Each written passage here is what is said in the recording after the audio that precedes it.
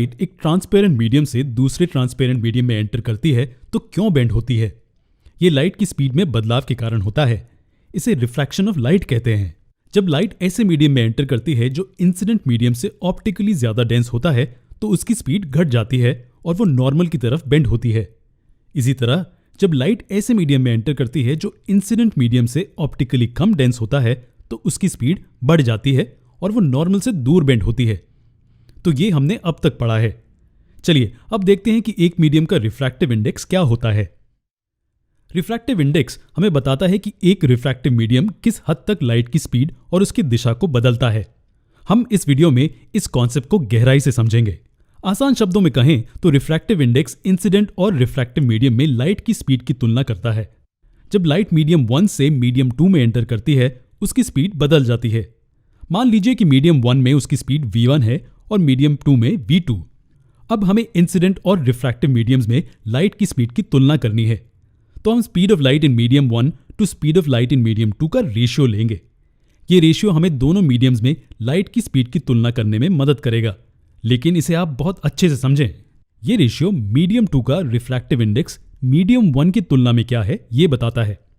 यहाँ medium 1 incident medium है और medium 2 refractive medium. Refractive index हमेशा रिफ्रैक्टिव मीडियम के लिए होता है इंसिडेंट मीडियम की तुलना में। हम इसे कैसे डिनोट करते हैं? इसे n लेटर से डिनोट करते हैं और बेस में 2 1 लिखते हैं। इसे ऐसे बोला जाता है refractive index medium 2 with respect to medium 1। इसे ऐसे लिखा जाता है। तो रिफ्रैक्टिव इंडेक्स हमें बताता है कि लाइट की स्पीड कितनी चेंज होती है मीडियम 2 में मीडियम 1 की तुलना में। क्या होगा अगर लाइट मीडियम 2 से मीडियम 1 में ट्रैवल कर रही हो? इस केस में हम मीडियम 1 का रिफ्रैक्टिव इंडेक्स मीडियम 2 की तुलना में ऐसे लिख सकते हैं मीडियम 2 में लाइट की स्पीड और मीडियम 1 में लाइट की स्पीड का रेशियो। चलिए अब रिफ्रैक्टिव इंडेक्स की पॉसिबल वैल्यूज को डिस्कस करते हैं। पहला केस है जब रिफ्रैक्टिव इंडेक्स 1 से ज्यादा होता है और दूसरा केस जब रिफ्रैक्टिव इंडेक्स 1 से कम। लेकिन 1 के बराबर क्यों नहीं? अगर रिफ्रैक्टिव इंडेक्स 1 के बराबर होगा इसका मतलब लाइट की स्पीड में कोई बदलाव नहीं आया। इसका मतलब कोई रिफ्रैक्शन नहीं होगा। इसलिए ये 1 से या तो ज्यादा या तो 1 से कम ही होगा। चलिए केस 1 को समझते हैं जब मीडियम 2 का रिफ्रैक्टिव इंडेक्स मीडियम 1 की तुलना में 1 से ज्यादा है। इसका मतलब रेशियो v1 ओवर v2 1 से ज्यादा है, यानी कि लाइट की स्पीड मीडियम 1 की तुलना में मीडियम 2 में कम है। इसे अच्छे से समझें। लाइट मीडियम 1 से मीडियम 2 में ट्रैवल कर रही है, इसलिए हम मीडियम 2 का रिफ्रैक्टिव इंडेक्स देख रहे हैं मीडियम 1 की तुलना में। हम n21 देख रहे हैं। ये v1 ओवर v2 के बराबर है। अगर रिफ्रैक्टिव इंडेक्स 1 से ज्यादा है इसका मतलब न्यूमरेटर डिनोमिनेटर से ज्यादा है, इसलिए हम कहते हैं कि v1 v2 से ज्यादा है। या यूं कहिए कि v2 v1 से कम है। इसका मतलब कि अगर मीडियम 2 का रिफ्रैक्टिव इंडेक्स मीडियम 1 की तुलना में 1 से ज्यादा है तो हम कह सकते हैं कि v2 v1 से कम है। या हम कह सकते हैं कि लाइट की स्पीड रिफ्रैक्टिव मीडियम में कम हो जाती है। इसका मतलब मीडियम 2 में एंटर होने वाली लाइट नॉर्मल की तरफ बेंड होगी। चलिए इसे नंबर्स की मदद से समझते हैं। मान लीजिए कि मीडियम 2 का रिफ्रैक्टिव इंडेक्स है 1.31। इसका मतलब मीडियम 1 में लाइट की स्पीड 1.31 टाइम्स है मीडियम 2 की तुलना में, जो कि लगभग 30% ज्यादा है। तो लाइट की स्पीड मीडियम 2 में कम है और वो नॉर्मल की तरफ बेंड हो जाती है। क्या आप बता सकते हैं कि अगर मीडियम 2 का रिफ्रैक्टिव इंडेक्स मीडियम 1 की तुलना में 1 से कम हो तो क्या होगा? जी हाँ, इसका मतलब न्यूमरेटर v1 डिनोमिनेटर v2 से कम होगा। या हम कह सकते हैं कि v2 v1 से ज्यादा होगा, यानी कि लाइट की स्पीड रिफ्रैक्टिव मीडियम में बढ़ जाती है और मीडियम 2 में एंटर होने के बाद लाइट नॉर्मल से दूर बेंड होती है। तो अब हमें पता है कि रिफ्रैक्टिव इंडेक्स की अलग वैल्यूज का क्या मतलब है।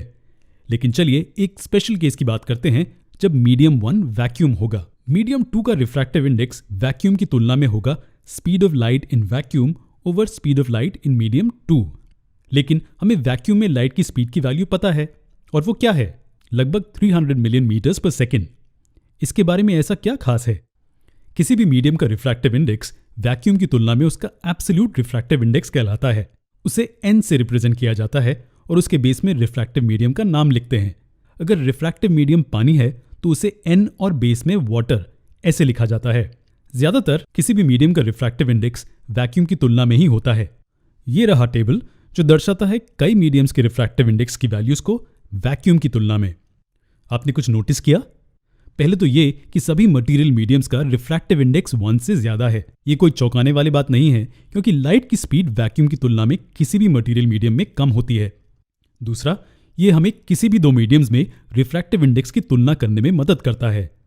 अगर मीडियम का रिफ्रैक्टिव इंडेक्स ज्यादा है, इसका मतलब लाइट की स्पीड उसमें कम है।